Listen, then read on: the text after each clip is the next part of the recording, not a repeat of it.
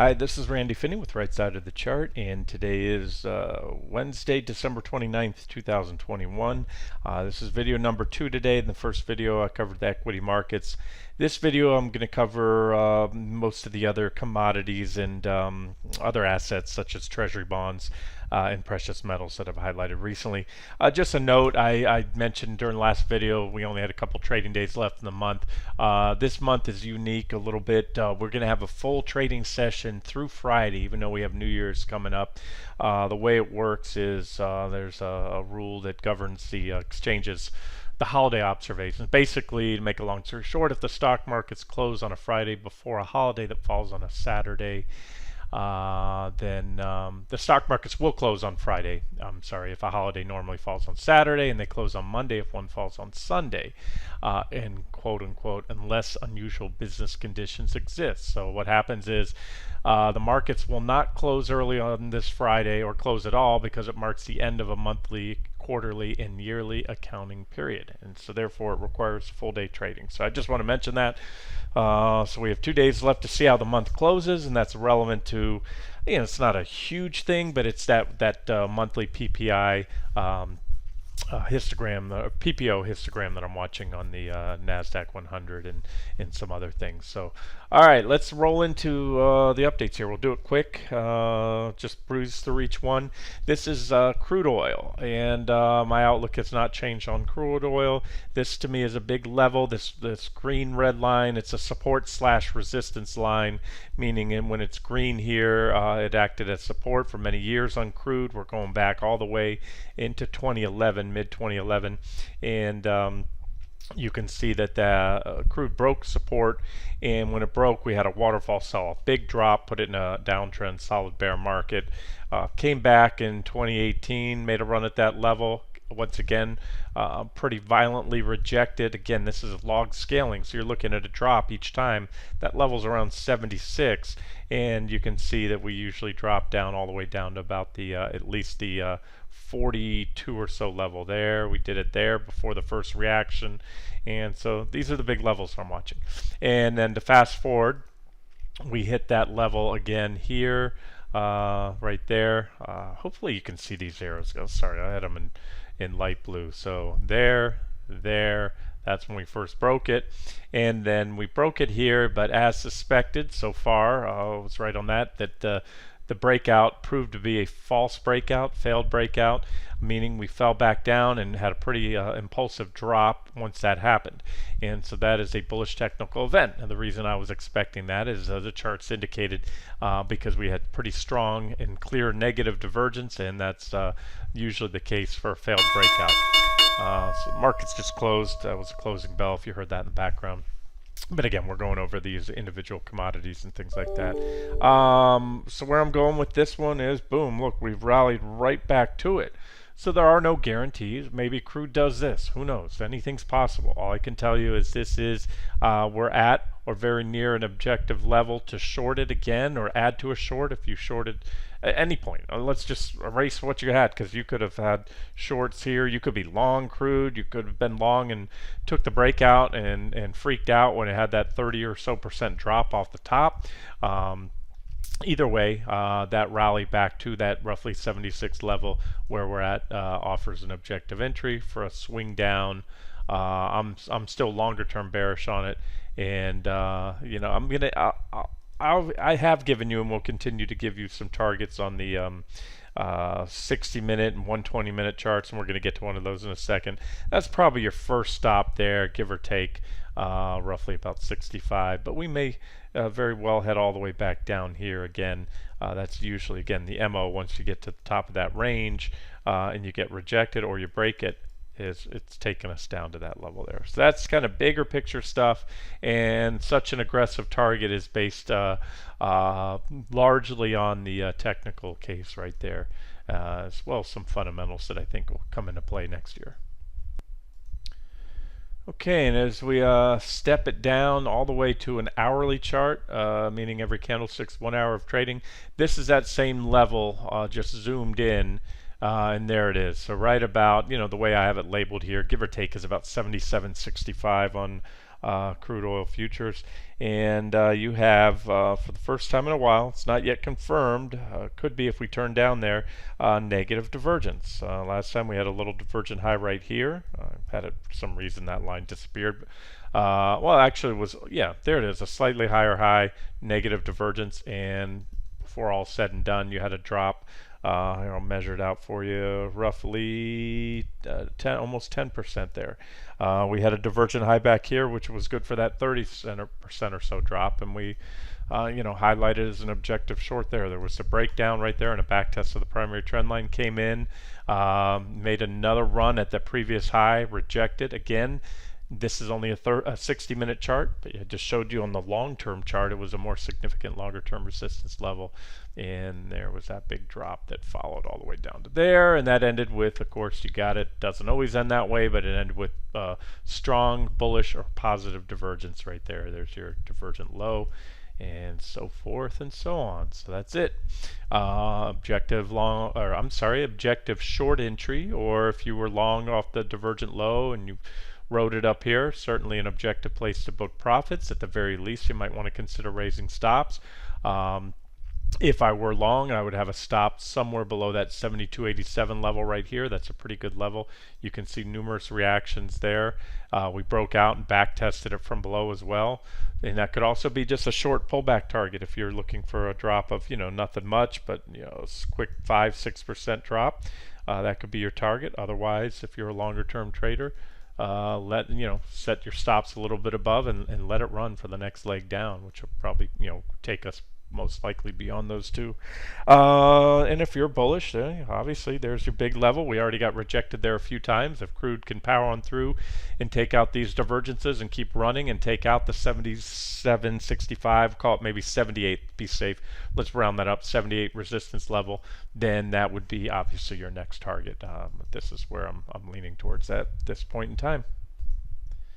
And natural gas, just looking at it from a short-term perspective, continues to have this, what could be, it's a consolidation area, no doubt about that.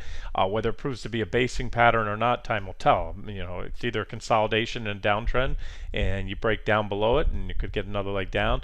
But based on the indicators, I still think we're going to probably pop to the upside. You have this positive divergence has been building from back here. You can see we had the divergent low, and we did get a rally out of it, but not much. That divergent low right there, the divergence has continued to build here on the indicators right here up to this point.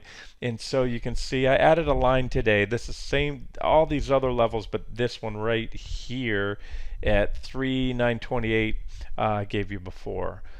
These are the March contracts here on NG, natural gas futures.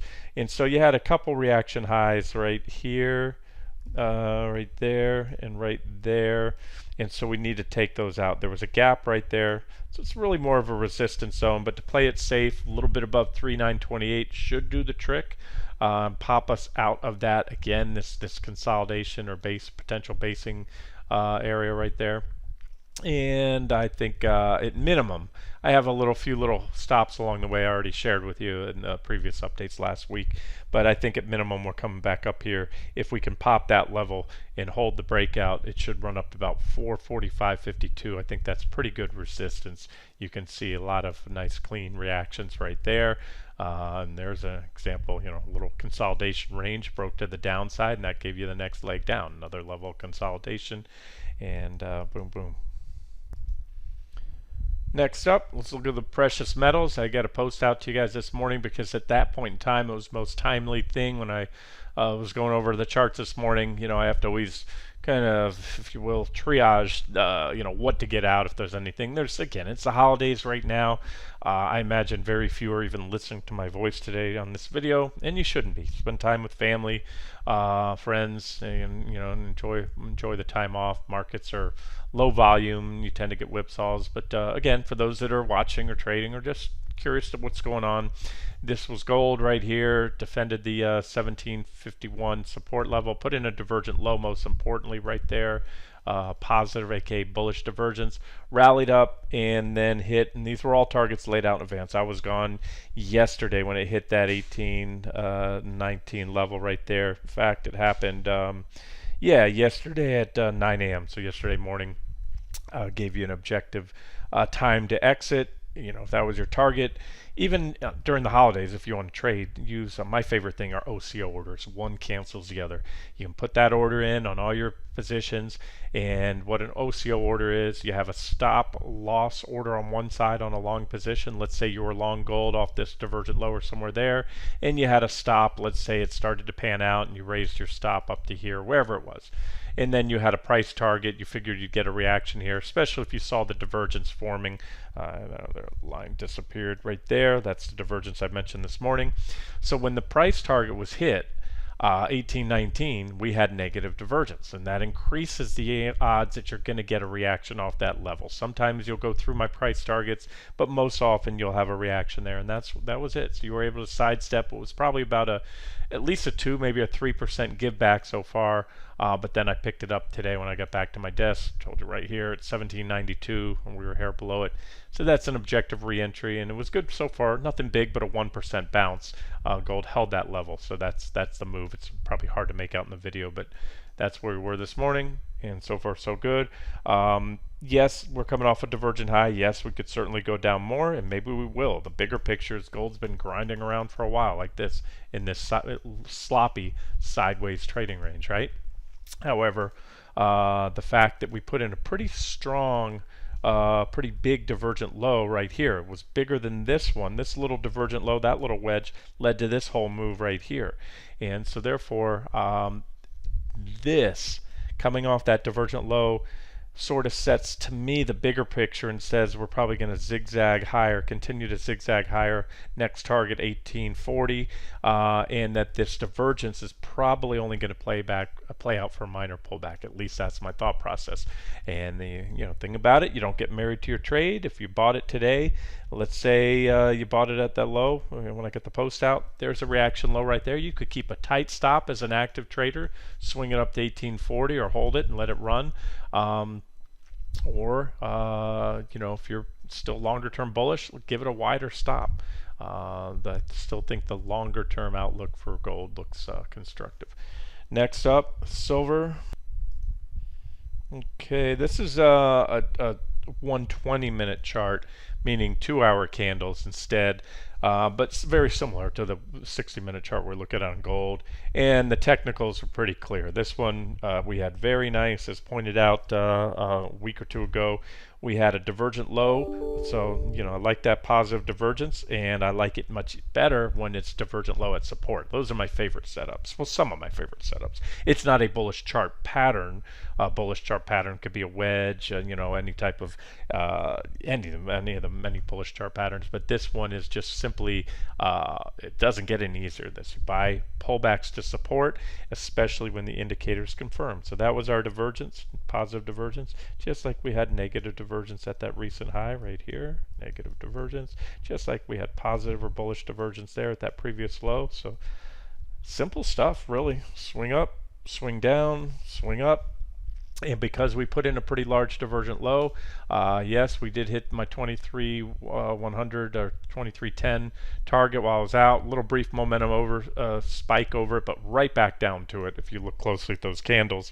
And then so we had a pullback off that slight divergence right there, small divergence, just like gold.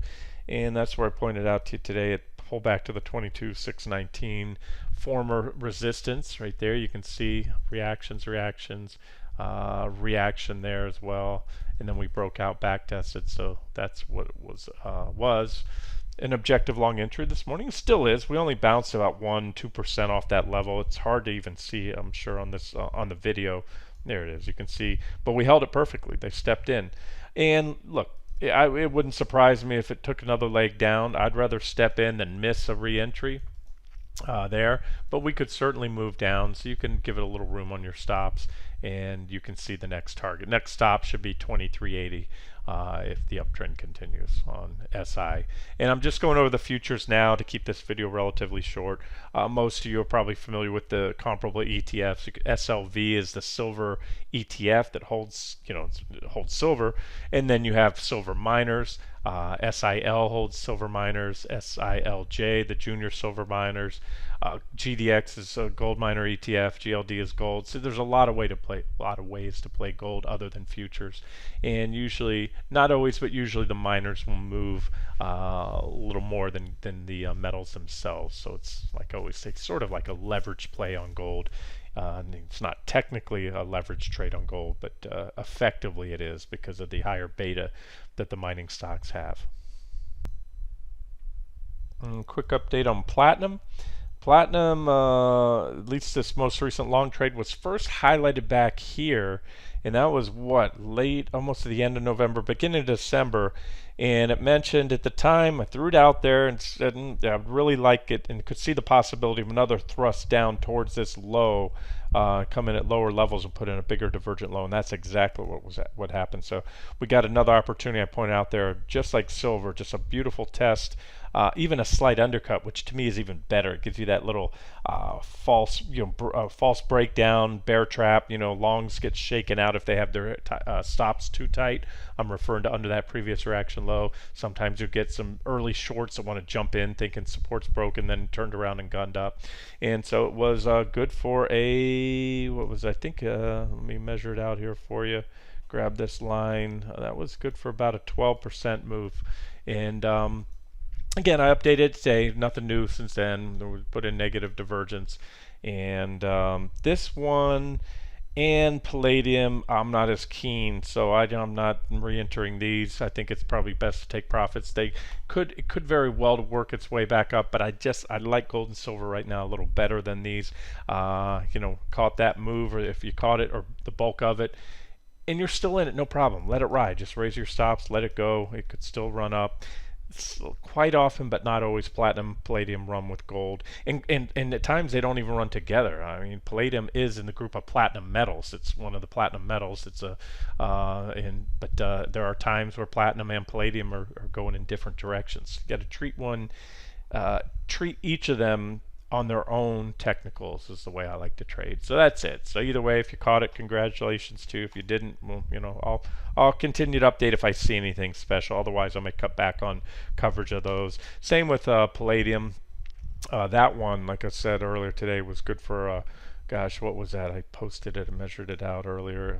We nailed the bottom on that as well on that December 15th video. I'll give you a link to that.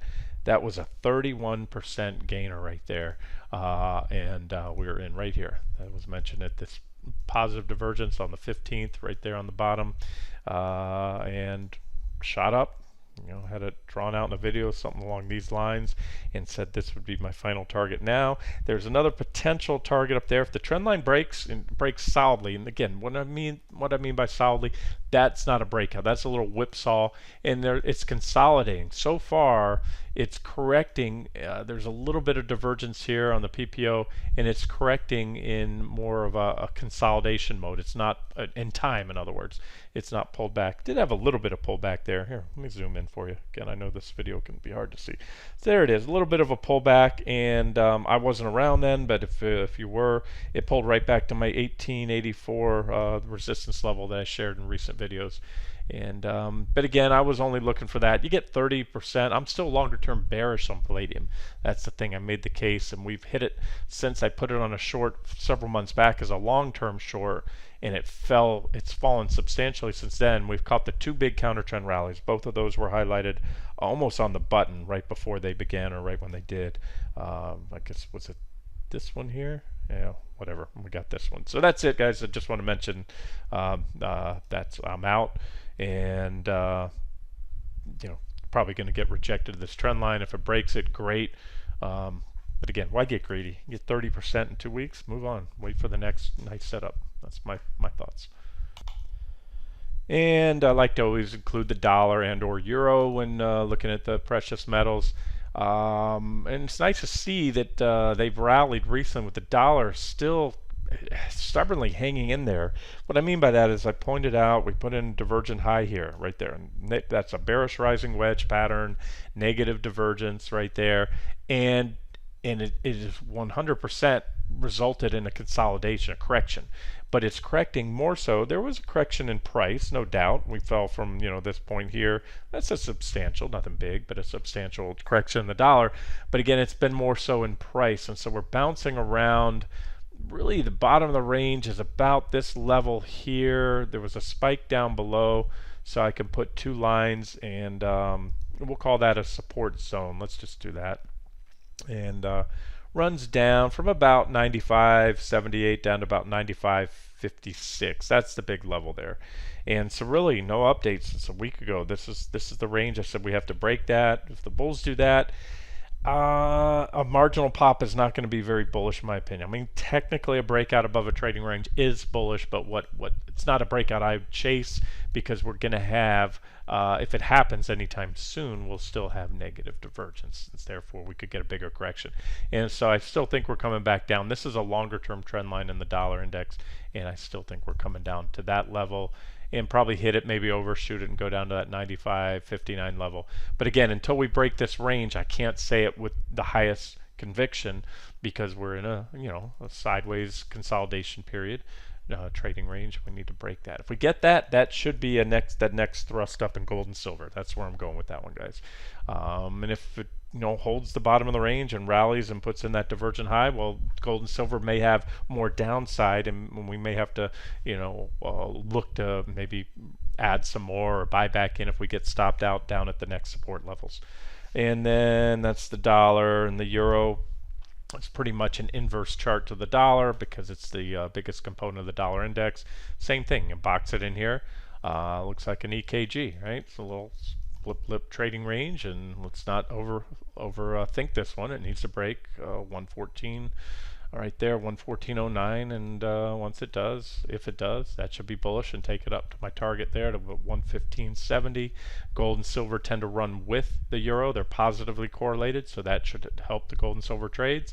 And likewise on the downside, the bottom of the range is about 112.54, so a solid break below there would be bearish. Unless we can, unless the charts tell us otherwise, unless there's a big divergence or something in there and it proves to be just a brief whipsaw, just like this one was right here. And we'll keep an eye on it. So that's a level. But I would certainly, you could take the euro as a pure play long. You want to trade euro futures. That's what we're looking at here. That's E7. You probably can't see that because I just noticed that the symbol's cut off there. But that's E7. And or you can do FXE on the ETF. But I always say this, currencies don't move much. So if your position size, whatever that number is, let's say it's $10,000 that you trade in the Qs or SPY, you're going to need to take 30, 40,000, 50,000 and make it worth your while when you're trading currencies direct. Now, futures are leveraged, so that's not the case with E7. I don't need to tell you that if you know futures. But if you're trading something like an ETN that's non-leveraged, it's not going to, you're going to get 3-4% on some of these moves, and that's a pretty decent move in a currency. And next up, lumber. I mentioned lumber just last week. Was it last? No, maybe the week before. We broke this uptrend line. We're watching this trend line going up, up, up, up, up. Broke it, gave us a sell signal. But what happened? We have had a little snapback rally, taking us a little bit above the breakdown. But what's happened? I still like it, very much like it right now, because before we didn't have negative divergence. We had something different. We had a high-level bearish PPO crossover. This is going all the way back a year. It's a 1-year chart, daily candles. These are the futures, so this contract, it's not the continuous, so it's showing spotty trading, but it's still where prices were. And I showed you before a high-level bearish PPO crossover. That's the only two we had were right there and there, and here recently. First one resulted in this drop that was roughly, from where it broke down, a 56% drop. And this one here was I have to move the line like this, move it there, and pull it a little bit lower and tell you that was about a 28% drop on that one, right? Okay, so pretty good stuff. So far, this didn't pan out because we had the snapback rally, but I wouldn't consider this stopped out yet unless you had a tight stop, and there is nothing wrong with that. Trade lumber, you got to give it room. I will note that the bearish PPO crossover that we had is still in play. The PPO has yet to cross back, and what it's done, which I like it even better now, these tops, this one and this, did not have negative divergence. You guys know I love my divergence. It's not an absolute necessary, but necessity, I should say, but it certainly helps. So there it is, guys. Negative divergence. Now we need to take out this trend line right there and that little wedge, and that should send us to my target. Still maintaining a sold target right now of 820.60, give or take, and cover a little bit above that. That's the actual support level, not the adjusted target. Okay, and zooming down to a 3-month chart, same chart. So that was a trend line right there. There was our sell signal recently when it broke. Had this little price channel. You started building divergence. Just again, you can see the divergence on the daily chart now shows through here, and there's your little minor uptrend line. So that's it. We broke down sell signal. Sometimes you break down and you never take out the breakdown point, and quite often, I don't know, it's hard to say the odds, every security is different, maybe a little less than 50% of the time you have a snapback rally that takes you just below the breakdown point, usually clears out stops, so the weak-handed shorts, and then the drop comes into play. Now, this thing can keep going. I have to caution you, lumber, when it's a trendy sucker, like natural gas, it's usually either going up or down. It does have its periods of consolidation, but the trends are very strong. Don't underestimate them, and don't fight them for too long. So where your stop is, it should be commensurate to your price target. You know, if you were targeting the 80-20 level or so, 25% drop, you can give yourself, you know, maybe a 10, 12% stop loss on it, and we're getting close to that now, but we're not all the way there yet. So a little bit more room if you want to. Sometimes I'll even take, you know, below a 2-to-1 risk-reward ratio if I have a high degree of confidence, and you can give yourself a little more room. Or if you haven't taken this one, you were thinking about it before, but you're glad you didn't, but you can wait and then short it on a break of that trend line right there, and boom, that should take us down. And if it does, from where we closed today, you're talking about now a 29, almost 30% drop in lumber. And as I often state, to the best of my knowledge, there does not exist an ETF or ETN that directly tracks lumber futures. Only the timber and forestry companies, such as Wood and Cut, those are your two ETNs. And they tend to move over the long term with lumber prices, but not directly, not on a day-to-day basis. Because again, they're holding stocks of companies that are in the timber and forestry production industry, not lumber. These are random length lumber futures. Okay, only a couple more to go, guys. Next up is coffee. These are coffee futures. I'll do a quick overview of the ETN in a second. JO is the ETN, but this is KC coffee futures. There's your uptrend line. We're looking at a 120-minute chart, so we're going back 6 months in time, 2-hour candles, and you can see simple stuff. We had a divergent high back there with a correction in coffee, and most recently a divergent high where I mentioned it's a short trade, and you had a little minor trend line break right here that sent us down here. We had a secondary trend line right there that broke, and then we back tested. So we're wedging right now between this is the most significant level on this entire chart, this primary uptrend line. We pulled back to it a couple times. So if you're a glass half full guy or gal coffee, you buy it at the trend line. You can buy it with a tight stop below the trend line, or I would, if you're doing that and you're trend trading, you think there's a lot more upside.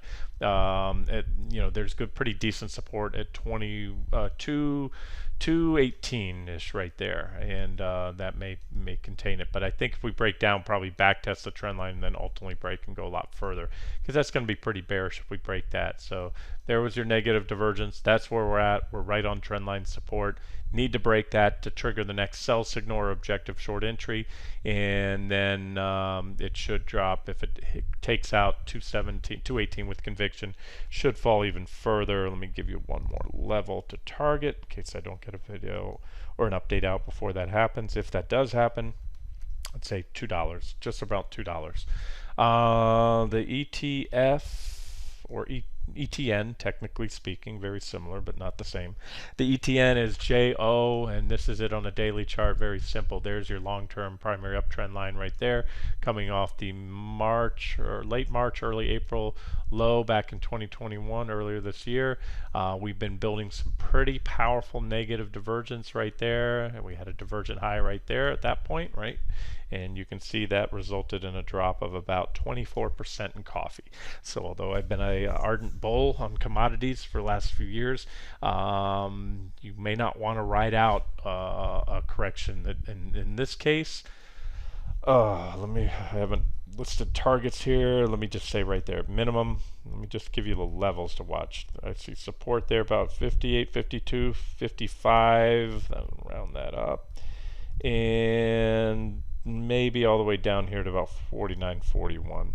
Either way, all I can tell you, a solid break below that trend line, especially a solid daily close, would be bearish. However, again, if you are bullish, and the case can be made in a bull market, divergences sometimes get burned through or ignored. You can pull back to the uptrend line, give it a little room. As I said, you have horizontal price support not too far below. Maybe you get a little whipsaw through there. And then you look at this. One of my favorite trend indicators on many securities, not all, but most, is this darn Ppo Signal Line. It's so effective. Something I just kind of noticed years ago. It's the signal line is the last of the true to cross, the white line. And when that white line is below the zero line, the trend is bearish. And when it's above the zero line, the trend is bullish. And it's pretty simple stuff. Bearish trend, right? And these are months. These are a couple months in there, and bullish. And it's been bullish other than this one little whipsaw right here. See this little whipsaw? This whole time that line has been above the zero line, saying, look, these were shorter term trends. You had to get in and out, be quick. And then finally, coffee picked a direction, and this thing's kept you long the whole time. So what I want to point out is you can't get too bearish, or at least long-term bearish, while the zero line is coming back testing. Because not only do I use that as a trend indicator when that signal line or the 90 MA is below there, but it also often acts as support when tested from above and resistance when tested from below in a bear trend. So we're coming up to it, and we could do that. Now look, we can do that, extend the divergences, have another bounce, continue, put in an even larger divergent high down the road, and if so, then I'll be talking about it right here is another potential short entry. But as of now, we're right on the trend line, and it could break anytime. And if it does break with that divergence in hand, it could lead to a significant correction that could take you all the way down to the mid-40s in coffee and JO. Okay, and when I think of coffee, I think of sugar. Most people like a little sugar in their coffee.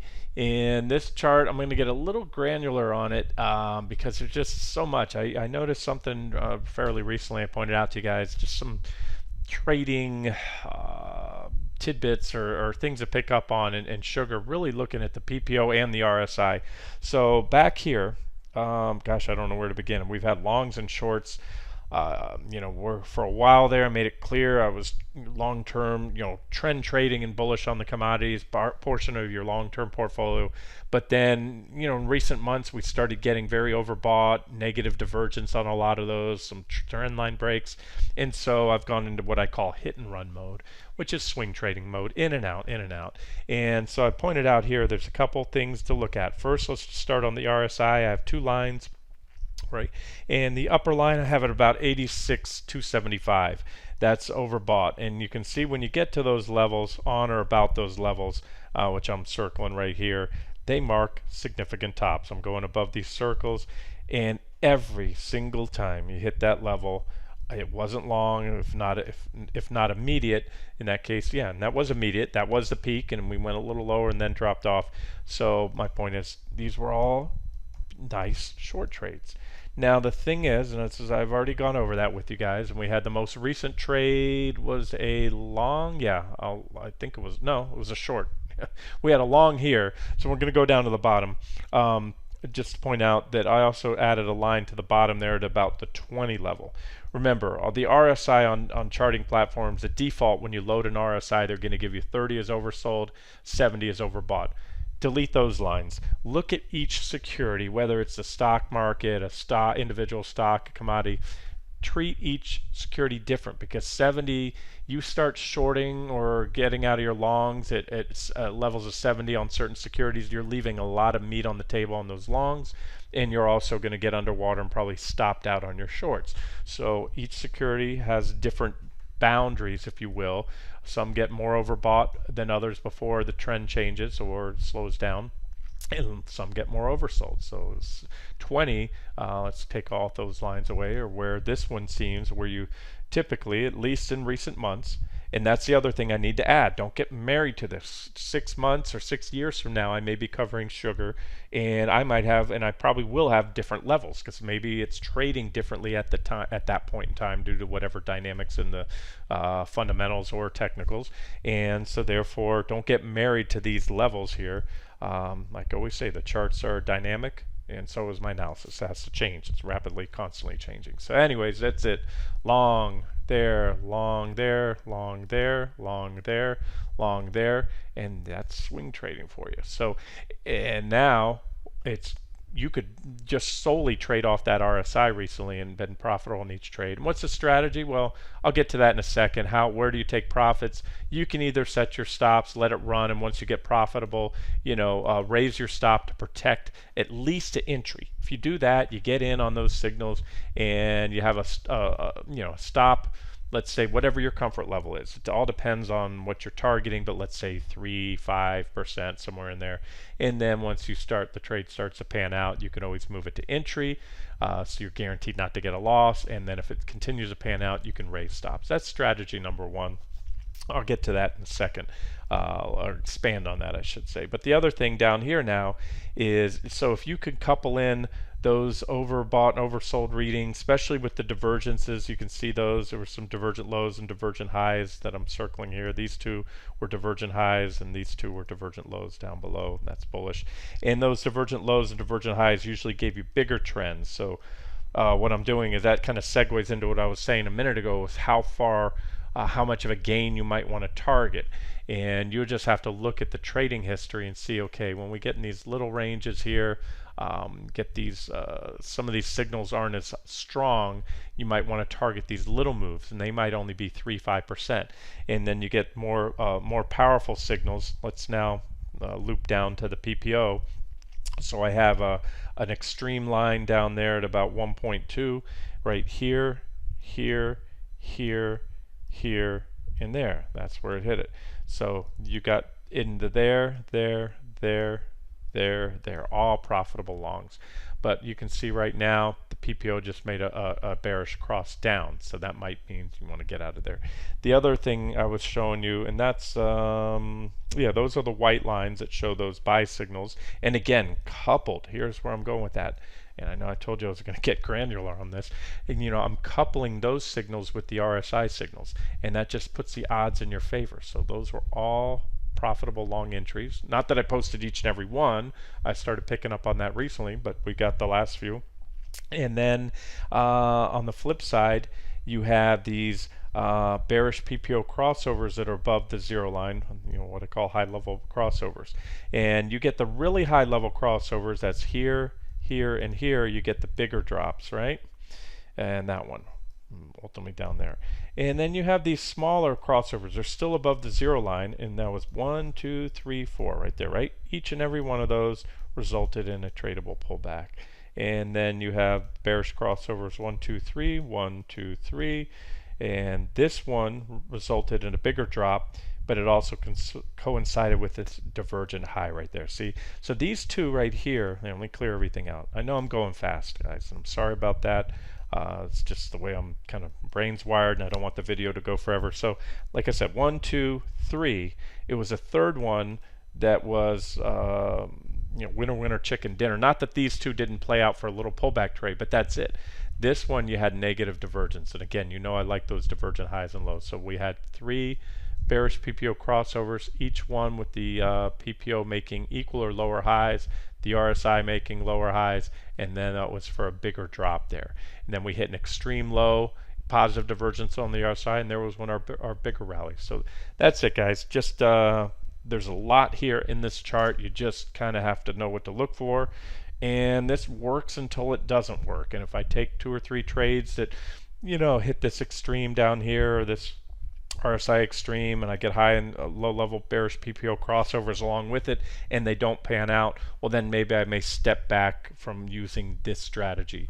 Oh, and last but not least, all the better too when you can coincide those entries and exits with support and resistance as well. So those three things, the price action, support and resistance up on the top of the chart, and then what's going on down here with the indicators. Alrighty, and that, let's see, yeah, last but not least, let's look at corn real quick. I'll start out with the ETN and then roll into futures, and we'll wrap this video up. Still looking for a correction in corn. Again, these commodities have had a heck of a run. Nothing goes up forever. I still do believe this is early stage bull market action, but I think well, look, I know we've gotten a correction. We've corrected, again, I always say this, you can correct in one of two ways. You can correct in price, with things falling, or you can correct in time. This is undoubtedly a correction in time, and maybe it's going to be over soon, and maybe these divergences won't mean much. That is a possibility, so don't get married to any shorts. But here's the range we're in corn, but this is a pretty significant high right here. We're very close to it. We may hit it and we may not. I pointed out a couple weeks ago corn is a short trade idea with a divergent high right here, also in the futures, and a little breakdown of this line. But what we've done since then is we simply have gone on and extended and put in a marginal new high, still divergent high. So I'm going to take this line right here and move it. Just like in football, you get a first down, they move the first down markers. They're going to move and reset it. You got 10 more yards now for the new first down. So that's all I'm doing. I'm moving the lines there because that divergence is the same divergence. It's just gotten a little larger now, and we're getting a little closer to the 2270 level. And I added this trend line right here as well. So there's your setup. Let's call it a trade setup right now in corn if you're not in it. First target or support is about 2064. And the next target would be the bottom of that range, about 1917. And if things get ugly and we break that, we could come all the way back to 1744. But let's remember, we are in the most inflationary environment we've been in about 4 decades here, and it's showing no signs of abating as of yet. And so again, I'm longer term bullish on the commodities until charts convince me otherwise, and that's going to take a while. There was so much bullish action in the last couple of years based on long-term charts, things I'm not even covering here, that say this is early stage bull market action. So let's just look to trade pullbacks. Let's kind of swing trade this until I think it's time to get back in trend trading mode. And when might that be? Well, when we start to clear out, once it appears some of these corrections have run their course. Just like gold, you have to be patient. Gold's been correcting for about a good year now, but it still appears to be bull market consolidation versus a major top in gold. And I think that's could be said about a lot of these commodities as well. So that's that. Let me give you corn futures, ZC, and we will wrap this up. If I could find my charts. Let's see here. Let me pause the video. I've got so many charts going, I can't find ZC. Oh, found it right after I paused it. Okay, there it is, ZC. This is a 60-minute chart, right? Yep, 3 months hourly candles. This is that trend line I just showed you on CORN, the corn ETN, which directly tracks corn futures. And so we had a divergent high recently right there, and now we have another divergent high here on the 60-minute chart. That one didn't really play out for much, but now this trend line, this is a more significant trend line. We have a lot of reactions on that trend line so far, so I think that'll do the trick. Plus we have a nice horizontal price support level right there at about 597. So if we can take out that, let's play it safe, it's 597.300 on corn futures. Take that trend line out, that should trigger the correction. Then you have targets there, or support levels at 588 and 3/4, 581 and 0.568, 571, but I think we can work our way all the way back down here to 553 to put it in percentage terms for you. And you can correlate this if you're going to trade CORN, the ETN. I'm looking there for about an 8.6% drop from about where we are down to that level, or maybe 9% from today's highs. All right, and that is it. Let's wrap it up here, and we'll pick it up tomorrow. This has been Randy Finney with Right Side of the Chart. Have a great day.